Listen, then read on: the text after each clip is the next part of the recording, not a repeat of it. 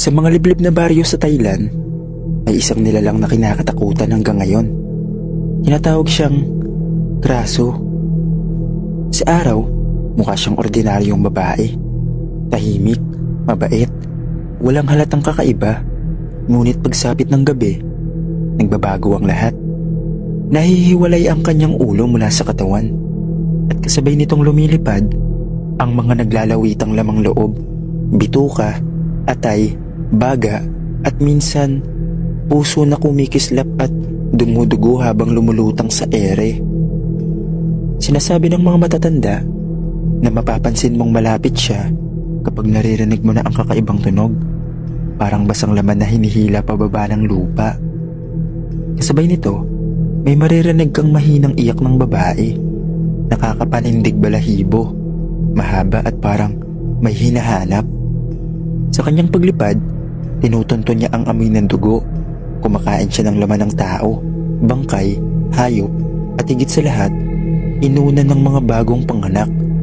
At kapag nasilayan ka niya, madalas, wala nang balikan. Tawagin niyo na lang akong Harold, isang backpacker mula sa Maynila. Mahilig akong pumunta sa mga lugar na kakaunti ang turista, mga probinsyang may lihim na kwento at kakaibang karanasan. Noong 2019, napadpad ako sa isang maliit na baryo sa Thailand. Tahimik at payak ang lugar. Mga kubo ang nakapila sa gilid ng palayan, mga ilog na tila kumikislap kapag tinatamaan ng araw. At ang mga tao ay simple ngunit magalang. Ngunit kapansin-pansin, tuwing dapit hapon, parang nagmamadali ang lahat. Pagsapit ng dilim, nagsasara sila ng tindahan, nagsasara ng mga bintana, at nagsisindi ng kandila na parang may pinipigilang pumasok. Isang lokal na pamilya ang nagpatuloy sa akin. Mabait sila, pinakain ako, pinatulog. Pero bago ako humiga, paulit-ulit nila akong binalaan. If you hear a woman crying at night, don't look outside, don't answer, just stay in your room. Hindi ko agad sineryoso. Inisip ko baka guni-guni lang nila o kaya'y lumang kwento para takutin ang mga bata. Pero ramdam ko sa kanilang mga muka na hindi yun biro. Kahit ang mga bata sa bahay, kitang-kita ang kaba sa mga mata habang binabanggit ang gabi. Pagdating ng alas 11, napansin kong sobrang tahimik ng paligid. Sa Pilipinas, sanay ako na laging may naririnig na kuliglig, alulong ng aso o ingay ng mga lasing sa kanto. Pero dito, biglang nawala lahat ng tunog, parang pinindot ang mute button ng mundo. Habang nakaiga ako, narinig ko ang isang kakaibang tunog. Para siyang malagkit na laman na hinihila sa lupa. Nag-angat ako ng ulo at pinakinggan pa. Hindi yun hakbang ng tao, hindi rin yabag ng hayop. Iba, may kasama pa itong mahinang nakakadurog ng dibdib na iyak ng babae. Napaupo ako. Naalala ko bigla ang sinabi ng pamilya, huwag sumilip. Pero dahil usisero ako at sanay sa horror stories, hindi ko mapigilang tumingin sa siwang ng bintana. Kinabukasan, habang bumibili ako ng pagkain sa maliit na tindahan, naglakas loob akong magtanong sa isang matandang babae tungkol sa narinig ko. Sa una, ayaw niya magsalita. Pero nung nalaman niyang dayuhan ako, dahan-dahan siya nagkwento. She called Kraso, a woman, but at night, her head flies, entrails hanging. She looks for blood, for flesh, sometimes for babies. Habang nagsasalita siya, nanginginig ang kanyang boses. May idinagdag pa siya na lalong nagpatayo ng balahibo ko. Once, long ago, there was a woman in this village, beautiful, quiet, but her husband woke one night and saw her body, empty. The head was gone. When she returned at dawn, she was weak, covered in blood. Days later, She vanished. No one saw her again. Napalunok ako. Hindi ko alam kung paniniwalaan ko o hindi. Pero ramdam ko, totoo ang takot ng mga tao rito. Pagdating ng ikalawang gabi, mas ramdam ko ang tensyon. Pagsapit ng dilim, nagsara ang lahat ng bahay. Sa loob ng tinutuluyan ko, isinara nila ang mga bintana ng kahoy. Sinindihan ng mga kandila at sabay-sabay silang nagdasal. Ako, nakahiga, pilit nilalabanan ang antok. Pero muli, dumating ang katahimikan tapos sinundan ng mas malapit ngayon. Sabay nito, muling nag-iyakan ng mga aso sa paligid. Mahagulgol na parang may nakikitang hindi nakikita ng tao. Ngunit isa-isa silang natahimik, parang may pumunit sa kanilang mga lalamunan. At doon ko siya nakita. Sa siwang ng bintana, dahan-dahang dumaan ang isang nilalang na hindi ko maisip na posible. Isang babaeng ulo na lumilipad. Mahaba ang buhok, nakalawit ang mga bituka at atay na kumikislap sa ilalim ng buwan. Ang dugo ay tumutulo habang umiindayog ang kanyang laman loob. Tumigil siya mismo sa tapat ng bintana ako. Hindi ako makahinga. Pakiramdam ko, naririnig niya ang tibok ng puso ko. Sa labas, isang pulgada lang ang pagitan namin. Nakalutang ang isang nilalang na hindi ko kayang ipaliwanag. Ang ulo ng babae ay lumilipad. Ang mahabang buhok ay humahampas sa hangin. Ang mga bituka ay nakalawit, basa at kumikislap sa ilalim ng liwanag ng buwan. Ang bawat ay galing sa laman loob na dumadampi sa kahoy ng bahay habang umiindayog. Ang mga mata niya dumilat at direkta itong tumingin sa akin. Parang nagyelo ang buong katawan ko. Napahinto ako. Bigla siyang ngumiti. Isang ngiting hindi tao, malalim, puno ng gutom. Dahan-dahan siyang lumapit sa bintana at narinig kong kumalabog ang salamin. Muntik na ako mapasigaw, pero tinakpan ko ang aking bibig. Ramdam ko na kung huminga ako ng malakas, maririnig niya ako. Pero narinig ko ang boses niya, mahinang bulong, parang halinghing na puno ng gutom. Bago, sanggol. Napatingin ako sa kabilang silid.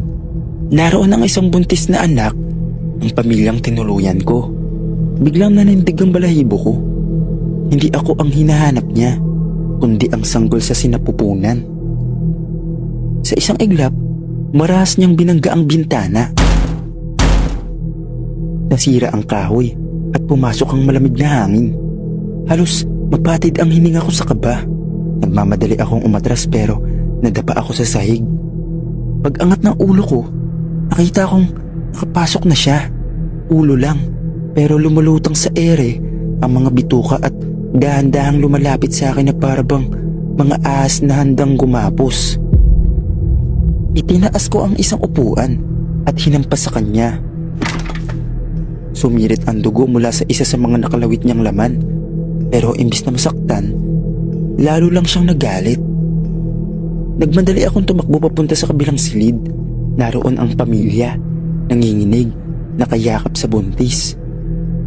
"Hide! Hide!" sigaw ko. Agad nilang isinara ang pinto, pero bago pa man namin maisara ng maayos, naramdaman namin ang pagbangga ng kraso. At ang mga bituka niya'y pumapasok sa maliit na siwang ng pinto. Pilit na inaabot ang bata.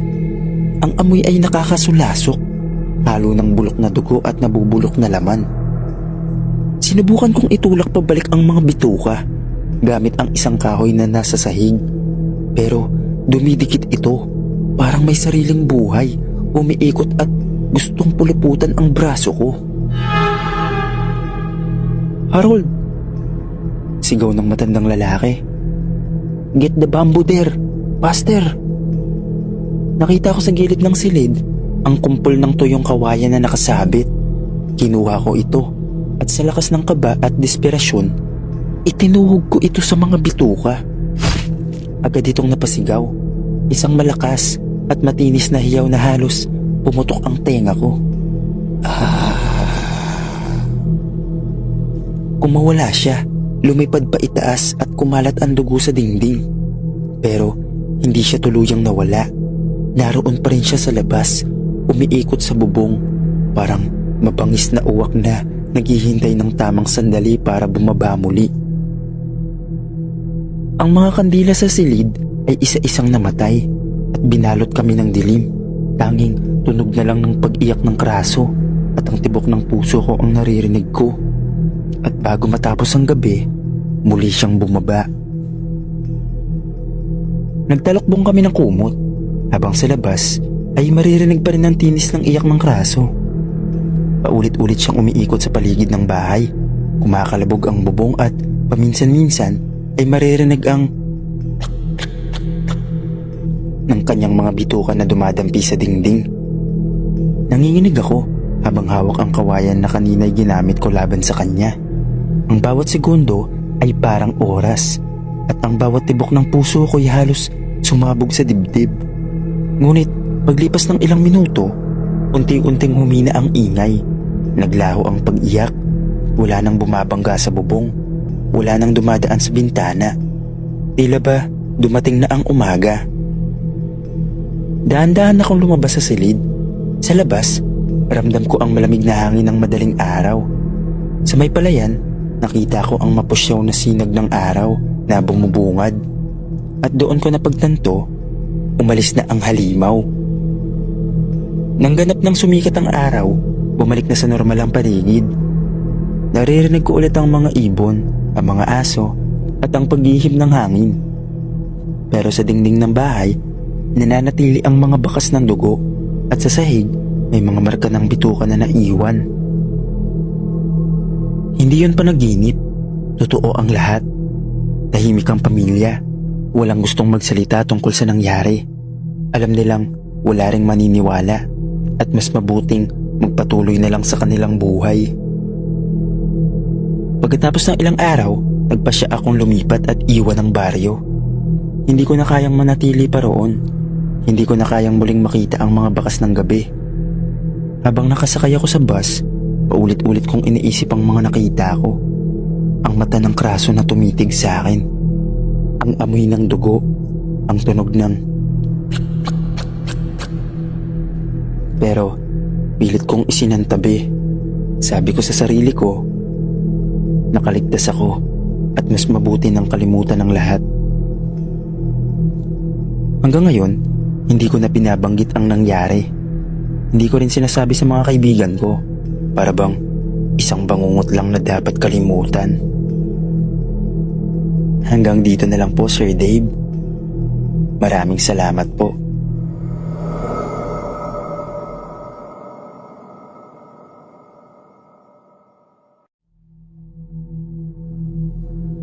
Ako si Rika, isang empleyado galing Maynila.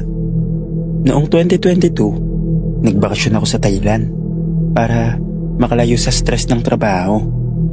Ang plano ko lang sana, mamasyal, kumain ng street food at mag-ikot sa mga templo.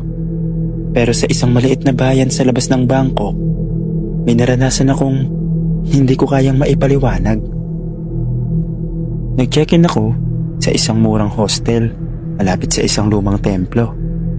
Sabi ng may-ari, isa raw yun sa pinakamatandang templo sa lugar at halos hindi na pinupuntahan ng mga turista. Curious ako kaya kinabukasan, naglakad ako papunta roon. Tahimik ang paligid. Ang mga puno sa paligid ng templo ay malalaki at tila ba matagal nang hindi napuputol. Habang papasok ako sa lumang bakuran, ramdam ko ang bigat ng hangin.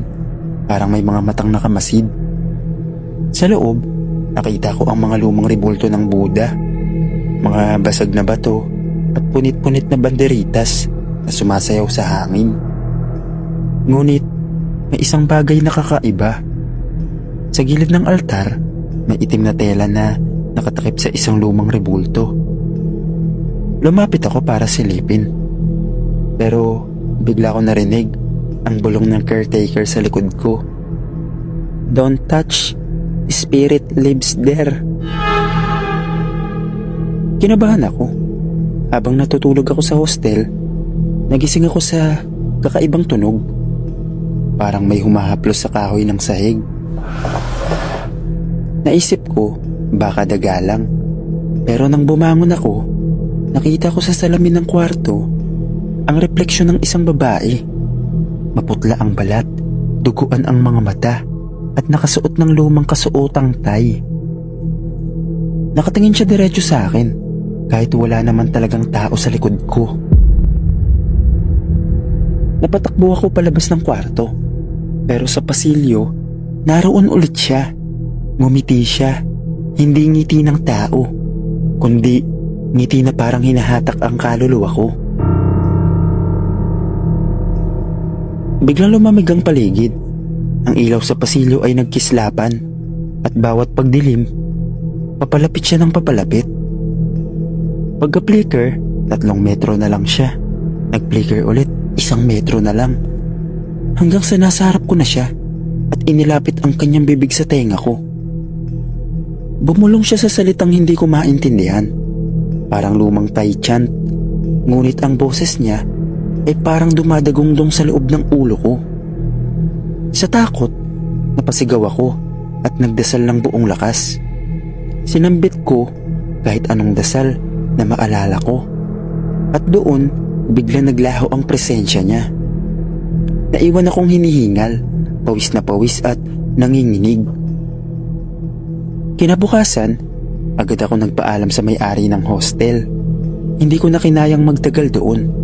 Sabi niya, may ilang turista na rin daw ang nakaranas ng ganong aparisyon. Ang babaeng nakita ko raw ay isang lumang alagad ng templo na namatay at hindi matahimik. Nanatili ang kaluluwa niya sa paligid. Umuwi ako sa Bangkok at matapos ang ilang araw, bumalik na rin sa Pilipinas. Sinubukan kong kalimutan ng lahat, pero minsan, tuwing gabi, nananaginip ako ng babaeng nakasuot ng lumang kasuotan. Nakatingin lang siya sa akin at tahimik na nakangiti. Hanggang ngayon, pinipilit kong sabihin sa sarili ko na bahagi lang yun ng pagod at imahinasyon. Pero sa kaibuturan ko, alam kong totoo ang lahat ng nakita ko. Hanggang dito na lang po, Sir Dave. Maraming salamat po.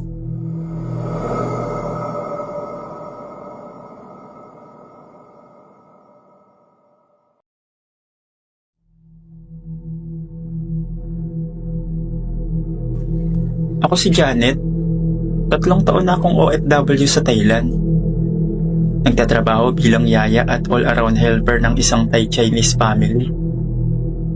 Maayos naman ang trato nila sa akin. Hindi marangya pero may maayos na tulugan, pagkain, at ang pinakang importante, nakakapagpadala ako sa Pilipinas.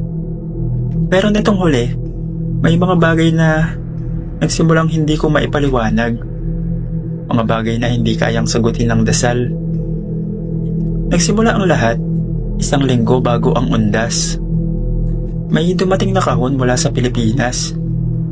Hindi ito galing sa pamilya ko. Walang sender, pero nakapangalan sa akin. Nakasulat sa sulat kamay. Para kay Janet. Sa wakas, nakarating na rin ako. Pagbukas ko, may lumang barot saya. May lumang larawan ng isang babae noong 1900s. At isang sobre na may lumang buhok. Totoong buhok. Makapal. Naisip kong baka prank lang o baka napagtripan ako ng delivery. Pero simula noong dumating ang kahon, nag-iba ang pakiramdam ko sa bahay.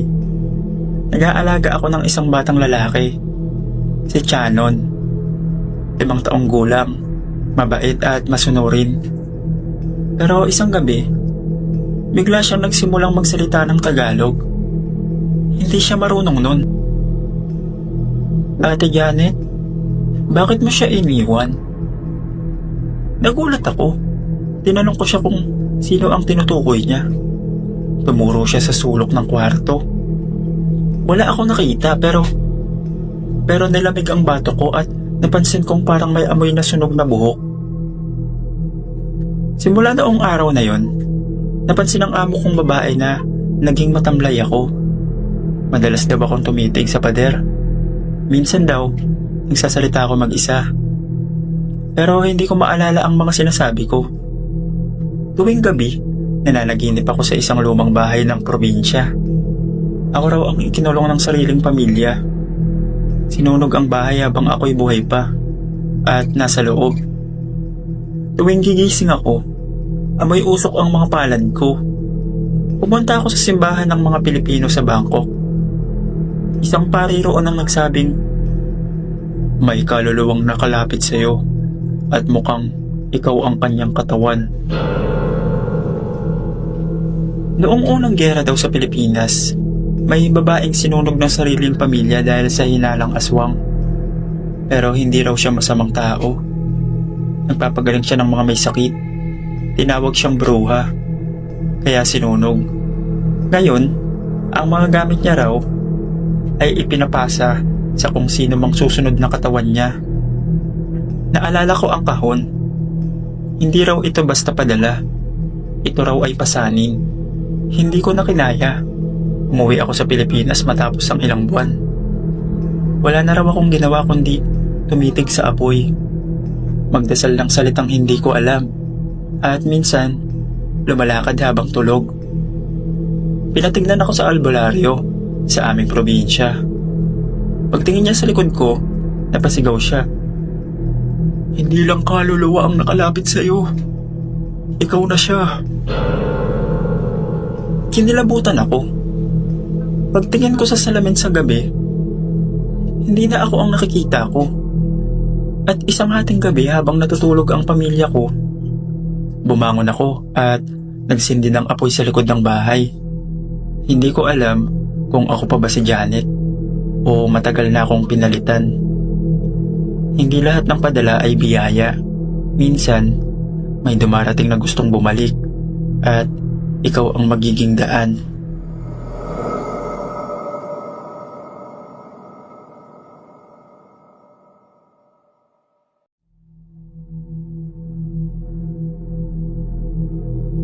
Ako si Elaine, freelance photographer. Matagal ko nang gustong bumisita sa Thailand para kuhaan ng litrato ang mga lumang templo sa Ayutthaya, yung dating kabisera bago pa man naging Bangkok. Solo travel ako. Hindi ako takot mag-isa.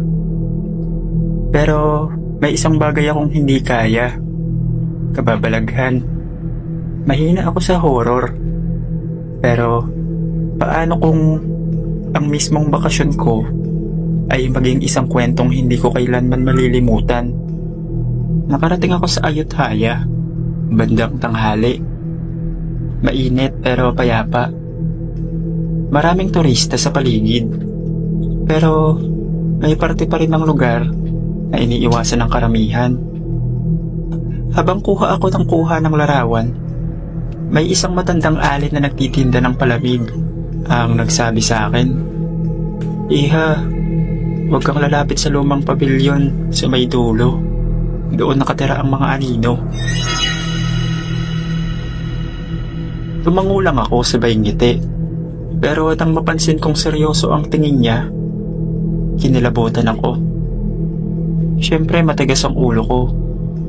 Kinabukasan, maaga akong nagpunta doon sa sinasabing bawal na lugar.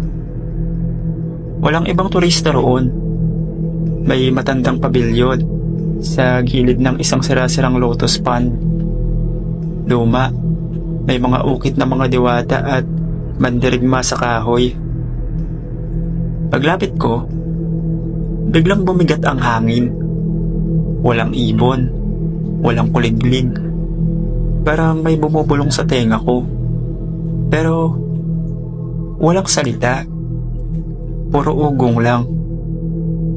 Nang makapasok ako, may amoy ng insenso at bulok na halaman. May altar sa gitna at may nakalagay na black and white na larawan ng isang babae na naka-tie dress.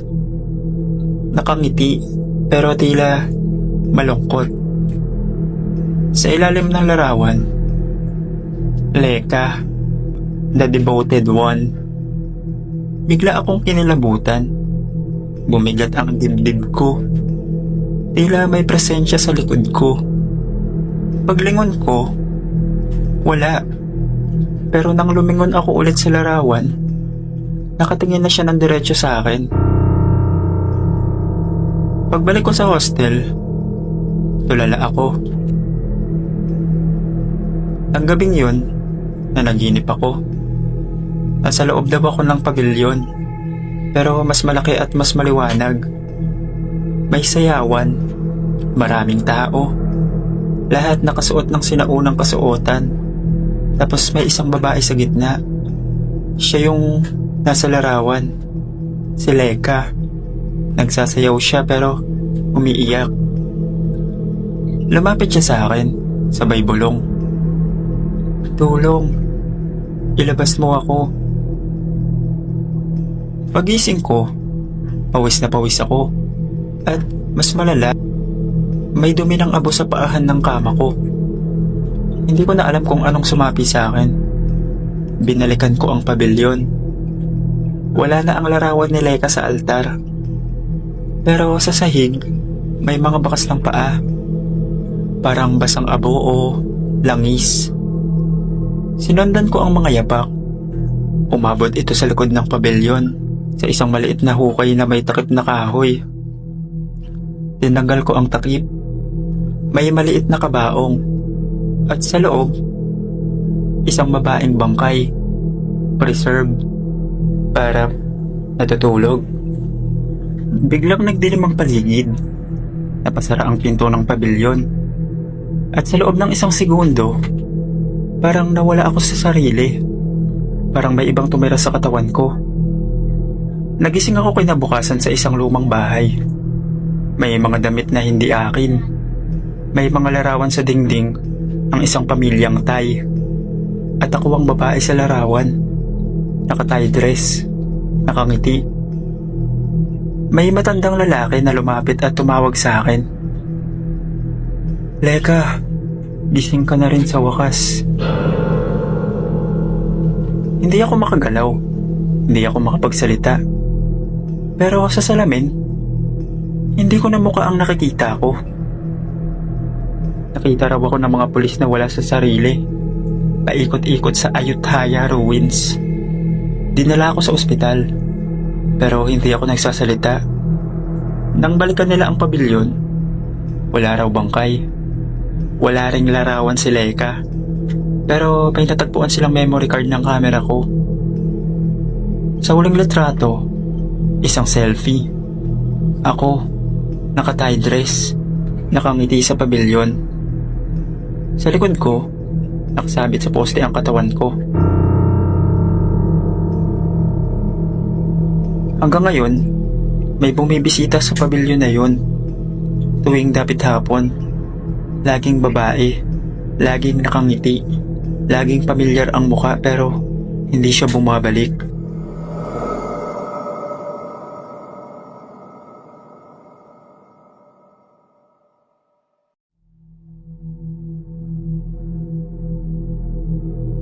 Ako nga pala si Miko, 27 years old. Isang call center agent mula sa Cubao. Dahil burnout sa trabaho, napagdesisyonan kong magbakasyon. Solo trip sa Thailand. Murang tiket, magagandang tanawin. At syempre, pagkain.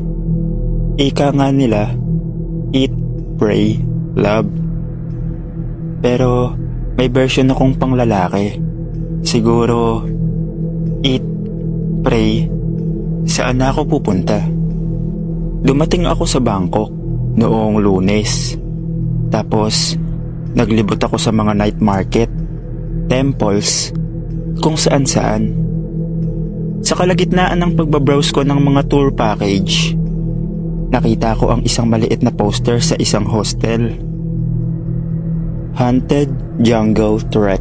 Spend a night and the mysterious jungle of Kanchanaburi, ancient ruins, spirit caves, real Thai horror, not for the faint-hearted. Pumitik agad ang pagka-adventurous ko. Hindi raw para sa mahina ang loob, di para sa akin to. Pumirma agad ako. Sumama ako sa 3 pang turista, isang Amerikanong mag-asawa at isang Thai guide na pangalan ay Pan. Tahimik si Pan, kalmado, at parang mas gusto pang makipag-usap sa mga puno kaysa sa mga tao. Dala niya ang isang maliit na bag na puno ng mga kung ano-anong anting-anting at insenso. Naglakad kami ng halos 3 oras, papasok sa gubat. Mabigat ang hangin, parang may palaging nakatingin. Si Pan, paminsan-minsan, titigil, magsisindi ng insenso, at bubulong sa hangin. Wala daw masyadong cellphone signal doon, pero may walkie-talkie naman siya, just in case, sabi niya. Matapos kaming patuloyin sa isang abandonadong kampo sa tabi ng sapa, sinabi ni Pan na may malapit daw na ruins na minsan daw ay pinamumugaran ng mga monk na pinatay ng mga sundalo noong gera. Namatay daw ang mga monghe habang nagdadasal sa loob ng kuweba. "Tonight, you will hear them," bulong niya. Nagtawanan kami, pero totoo pala ang babala. 2:00 ng madaling araw, nagising akong pawis na pawis kahit malamig. May naririnig akong mga yabag sa labas. Hindi normal, mabagal, paulit-ulit. Pakiramdam ko ay may paikot-ikot sa tent ko. Akala ko'y hayop lang. Pero nang sumilip ako sa zipper, may nakita akong mga paa. Mapuputi, parang bangkay, nakalutang, walang anino. Hindi lang 1, 3, 4, 5. Nakapaikot sa kampo. Maya-maya, narinig kong sumigaw ang Amerikanong babae. "Steve, they're here, they're here." Sumilip ako muli, pero wala na sila. Ang tent nila, wasak na. May mga dugo. Si Pan, wala na rin. Ni walkie-talkie, naiwan. Nagpanik ako. Tumakbo ko palabas ng kampo kahit madilim. Walang direksyon, basta makalayo lang.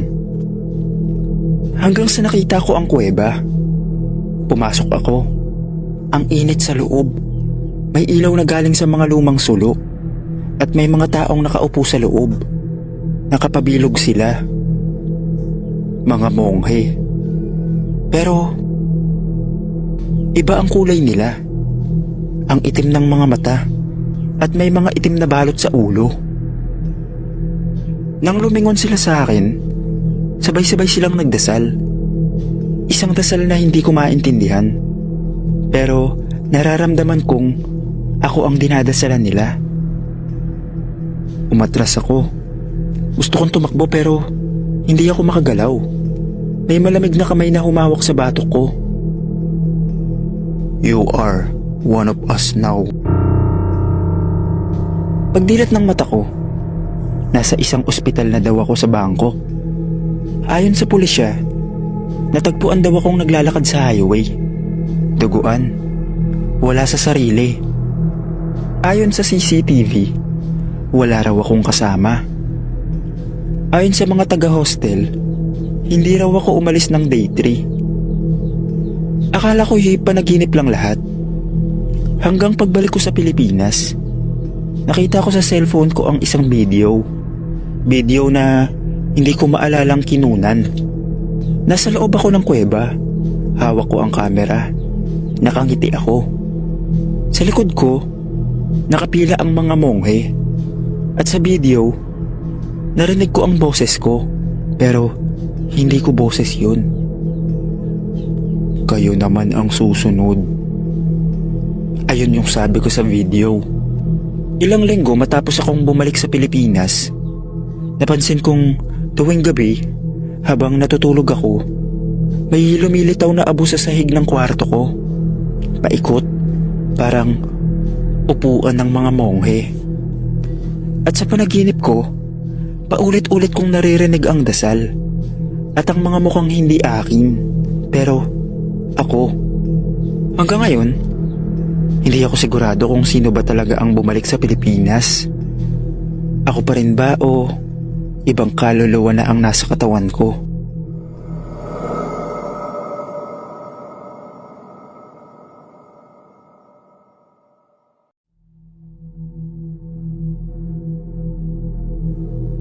Tawagin niyo na lang akong RD. Nagtatrabaho ako bilang hotel staff dito sa Chiang Mai.